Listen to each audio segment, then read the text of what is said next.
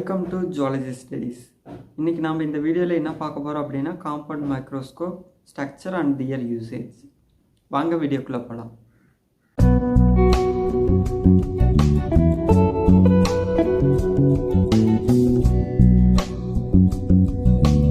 Compound microscope எதுக்காக நாம use பண்றோம் அப்படினா objective வந்துட்டு magnification பண்றதுக்காக யூஸ் பண்றோம். இந்த காம்பவுண்ட் மைக்ரோஸ்கோப்ல பாத்தீங்கன்னா மொத்தம் எத்தனை வகையான பார்ட்ஸ் இருக்கு அப்படினா 13 வகையான பார்ட்ஸ் வந்துட்டு இருக்குது. அது என்னன்னு பார்த்தறலாம். ஃபர்ஸ்ட் வந்துட்டு ரிஃப்ளெக்டிங் மிரர்.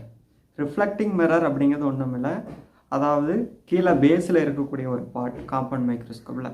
இது வந்துட்டு லைட் சோர்சஸை வந்துட்டு ரிஃப்ளெக்ட் பண்ணக்கூடிய ஃபங்க்ஷன் பண்ணுது. அதுதான் வந்துட்டு என்ன சொல்றோம்னா ரிஃப்ளெக்டிங் மிரர்.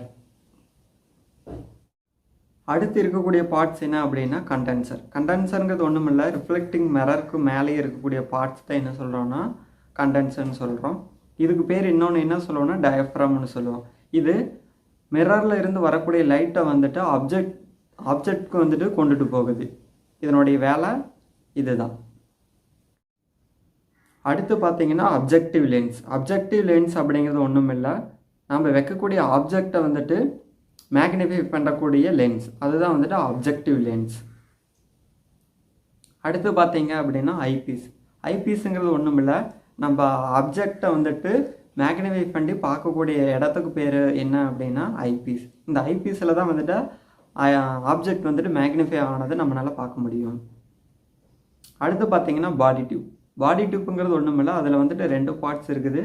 அது என்ன அப்படின்னா அப்பர் அண்ட் லோவர். அப்பர் பார்ட்டில் பார்த்தீங்கன்னா ஐபீஸ் இருக்கும், லோவர் பார்ட்டில் பார்த்தீங்கன்னா அப்ஜெக்டிவ் லென்ஸ் இருக்கும். இது அடுத்து பார்த்தீங்கன்னா கோரஸ் அட்ஜஸ்ட்மெண்ட். கோரஸ் அட்ஜஸ்ட்மெண்ட்ங்கிறது ஒன்றும் இல்லை, நம்ம வந்துட்டு அப்ஜெக்டை வந்துட்டு நம்ம கரெக்டாக ஃபோக்கஸ் பண்ணுறதுக்காக யூஸ் பண்ணுறது. இந்த ஆப்ஜெக்ட் வந்துட்டு இந்த கோரஸ் அட்ஜஸ்ட்மெண்ட் வந்துட்டு நம்மளால் ஃபாஸ்ட்டாக வந்துட்டு மூவ்மெண்ட் பண்ண முடியும். அடுத்து பார்த்தீங்கன்னா ஃபைன் அட்ஜஸ்ட்மெண்ட். ஃபைன் அட்ஜஸ்ட்மெண்ட்டுங்கிறது வந்துட்டு ரொம்ப ஸ்லோவாக அட்ஜஸ்ட் பண்ணக்கூடிய ஒரு நாப். இதுதான் வந்துட்டு ஃபைன் அட்ஜஸ்ட்மெண்ட். இது நம்ம அப்ஜெக்டை வந்துட்டு பர்ஃபெக்டாக ஃபோக்கஸ் பண்ணுறதுக்கு யூஸ் பண்ணுறோம். அடுத்து ஸ்டேஜ். ஸ்டேஜுங்கிறது ஒன்றுமில்லை, நம்ம ஆப்ஜெக்ட் வைக்கக்கூடிய இடத்துக்கு பேர் தான் என்ன சொல்கிறோன்னா ஸ்டேஜ். அடுத்து வந்துட்டு ஸ்டேஜ் கிளிப்ஸ். ஸ்டேஜ் கிளிப்ஸுங்கிறது வந்துட்டு ஆப்ஜெக்ட் வந்துட்டு மூவ் ஆகாமல் இருக்கணும் அப்படிங்கிறதுக்காக இந்த ஸ்டேஜ் கிளிப் வந்துட்டு யூஸ் பண்ணுறோம். அடுத்தது நோஸ் பீஸ்.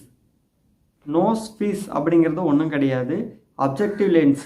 இந்த அப்ஜெக்டிவ் லென்ஸ் வந்துட்டு நமக்கு தேவையான மேக்னிஃபிகேஷன் லென்ஸை வந்துட்டு நம்ம ரொட்டேட் பண்ணி மாற்றிக்கலாம். அதாவது 10x, 40x, 100x, 60x இந்த மாதிரி அப்ஜெக்டிவ் லென்ஸ் வந்துட்டு இந்த நோஸ் மூலயமா நம்ம வந்துட்டு ரொட்டேட் பண்ணிக்கலாம், நோஸ் பீஸ் மூலயமா. அடுத்தது ஆர்ம். ஆர்முங்கிறது ஒன்றும் இல்லை, நம்ம வந்துட்டு கையில் பிடிச்சி தூக்கிட்டு போகிறதுக்காக யூஸ் பண்ணக்கூடியது.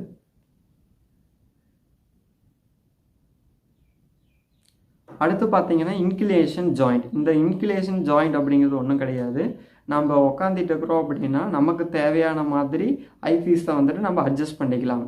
அதாவது அட்ஜஸ்ட் பண்ணோம் அப்படின்னா ஐபீஸ் வந்துட்டு நம்ம உட்காந்துருக்கிற இடத்துக்கே வந்துட்டு நம்ம யூஸ் பண்ணிக்கலாம். அடுத்தது பேஸ் ஆர் ஃபுட்னு சொல்லுவோம். இது வந்துட்டு காம்பவுண்ட் மைக்ரோஸ்கோப்புடைய அடிப்பகுதின்னு சொல்லுவோம். இது வந்துட்டு காம்பவுண்ட் மைக்ரோஸ்கோப்புடைய ஸ்ட்ரக்சரை வந்துட்டு ஃபுல்லாக தாங்கக்கூடிய தன்மை எதுக்கு இருக்குது அப்படின்னு இந்த பேஸுக்கு இருக்குது.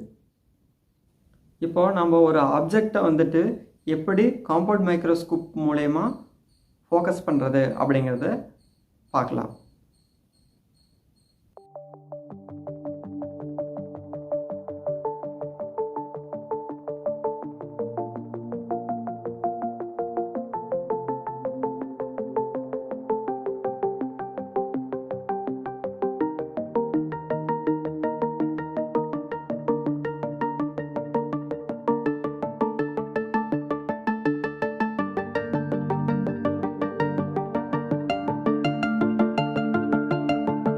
இந்த மாதிரி ஜுவாலஜி டாபிக்ஸை நீங்கள் கற்றுக்கணும் அப்படின்னு நம்ம சேனலை சப்ஸ்கிரைப் பண்ணுங்கள், லைக் பண்ணுங்கள், ஷேர் பண்ணுங்கள், கமெண்ட் பண்ணுங்கள்.